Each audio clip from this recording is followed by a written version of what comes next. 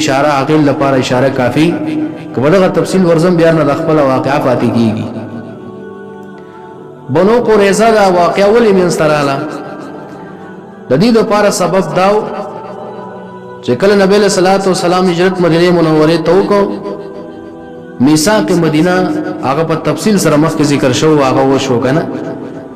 په میثاق مدینه کې څه شی چې کافران دا کم يهوديان وړلې وي دیو د مسلمانانو سره دا وعده وکړه چې موږ به تاسو سره جنگ نه کوو او که بهر په تاسو باندې چا حمله کوله موږ به تاسو مدد کوو. دلته په مسلمانانو چې د بهر نه حمله وشولې دی بنو قریظه او دی يهوديانو دغه میثاق مدینه ما تکړه. په غزوه خندق کې دیو دغه وعده ما تکړه خلاف ورزي وکړه. نبی علیہ السلام ته خبر راغی چې دیو وعده ما تکړه. مبارک صلی الله علیه وسلم څلور صحابه کرام ولېګل ویلاړ شي معلومات وکړي چې دی بنو قریظه او يهوديانو رښتیا دا وعده ما تکړه د خپل. هغه څلور صحابه چې لاړل دی و تړي بدر دی ویلې وي زمونږ ستاسو سره د وعده څخه خبره ده يهوديان ورته بدر دی ویلې موږ خو ستاسو سره څه وعده نشته دی موږ خو تاسو سره هیڅ معاهده نه کړې. صحابه او پښور مبارک ته فرمایا د الله رسول هغه وعده ما تکړه ده. دغه سبب د دیو د پاره چې کم دی د غزا جوړ شو دی وعده ما تکړه. مخکیم پټ پټ خلاف ورزي کړي ولکه د بدر په غزا کې دی بنو قریظه او پټ په پټ باندې مشرکان مکه ته اسلحه په فراهم کول او داغي سره پټ پټ مدونو کول. نبی اسلام ته چې پته ولګی مبارک معاف کړو خیر ده. خو دل تجبیه دی ډېر غټ نقصان جوړ کو. که تاسو ته واقعا تفصیل سره ذکر شو ټول خلک راغون شيو دیو چې کومه د ابو نذیر په خبره باندې دوکش ولا غوي وته دوکور کړو ځان سره ملګری کړو مسلمانانو وعده ما تکړه.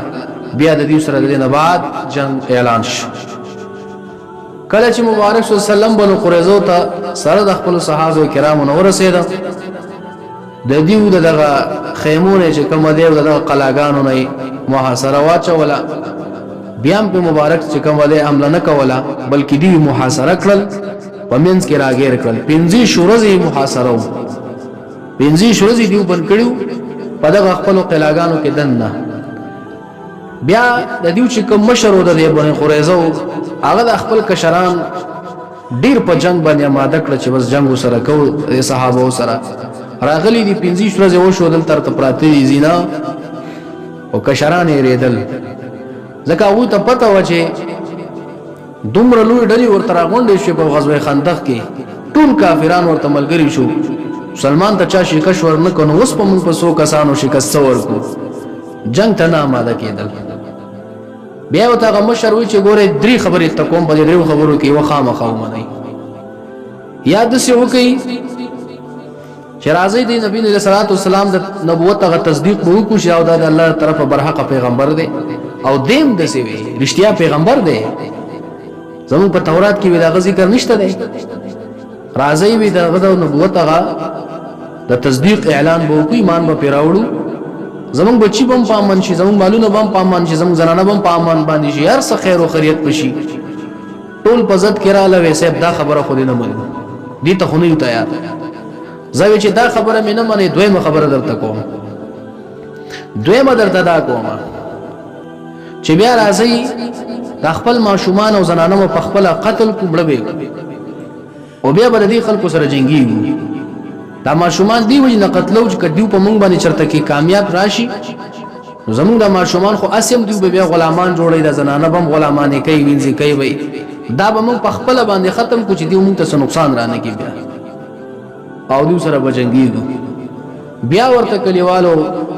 اولاد چې کم کسانو غي جواب ورکړ چې سب دا دویمه خبره دی اوم نشو منله دوه خبره ورته مشر وکړي درېمه خبره ورته مشر دا کوي چې بیا د سکو سبا ته د خالی شپه او د خالی ورځ د يهودیت په دین کې دا د سي مقام لري لکه زمونږ استادو په دین کې چې د جمعې ورځ لري اگر چې د اخیری زماني مسلمانانو د جمعې ورځ غیر قدر او قیمت زما استاد الله ختم شو موږ اوس قدر قیمت نه کوو کنه کله جمعې په ورځ باندې قدر او قیمت وای نو دا کم حالات چې موته حاضرینو دا ور جمعې په ورځ نه وای خو بیا هغه يهوديان وایي زمونږ د دین یو متبرکه ورځ ده د هفته ورځ نو داسې به وکړو چې دې مسلمانانو باندې به د هفتې په دې شپه باندې حمله وکړو کېدای شي چې دا مسلمانان مونږ ته څه ونه وایي په دې خاطر باندې چې دا زمونږ د دین یو د برکت نه ډکه ورځ ده کېدای شي مونږ دې پرېږدي موږ سره جنګ ونه کړي او مونږ په دې باندې غالب راشو کسانو سره دا ونه منله دا د سمون شو منله څه پته لګي او زمونږ د دین ورځ د متبرکه هغوی د دین ورځ خو د جمعې ورځ ده د جمعې ورځ په ډېرو کلو کې دا قانون دی کوم ځای چې مسلماني قوي ښه هلته درته وایم او لاړ شئ ویې ګورئ د جمعې په ورځ زمونږ په دین کې دیو واده خیرات نه ټاکي د جمعې په ورځ باندې ولې دا خو څه ناروا خو نه دی که نه شریعت خو ناروان دی ګرځولی داسې خو نه په آیت کې شته او نه په حدیث کې شته چې کله جمعې په ورځ باندې خیرات کوئ او نه به پکې واده کوئ خو د دې مسلمانانو نه دا خبره مونږ اورو چې څوک د جمعې په ورځ واده خیرات نه ټاکي ولې نه ټاکي و یاره داسې یو چل دی دا د جمعې ورځ دا د عبادت ورځ په دې کې مونځ کول غواړي دې کې واعظ نصیحت ته کېناستل غواړي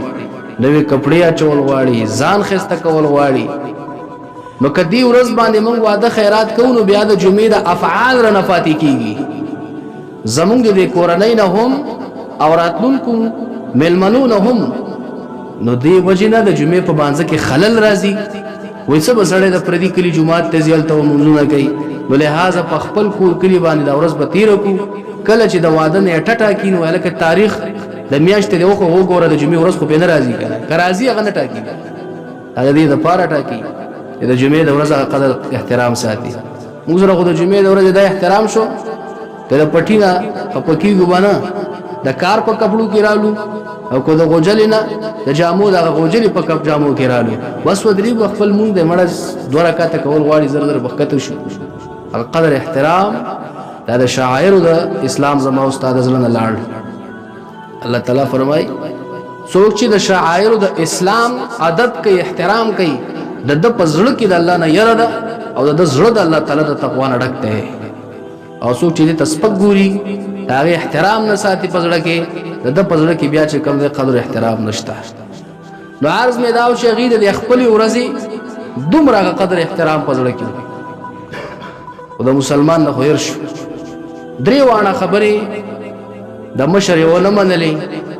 بس مشر یې ورته وایي چې دا 3 واړه خبرې تاسو زموږ ونه منلې بیا ما ته بله لار نه ده معلومه چې څه وکړو بیا دا کشران ورته وایي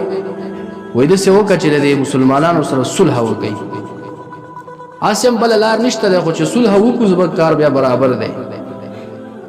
دیو د صلح په ځای باندې رالو په ځای د دې چې دیو نبي علیه الصلاة والسلام ته صلح راوړې وی مبارک رحمت للعالمین دی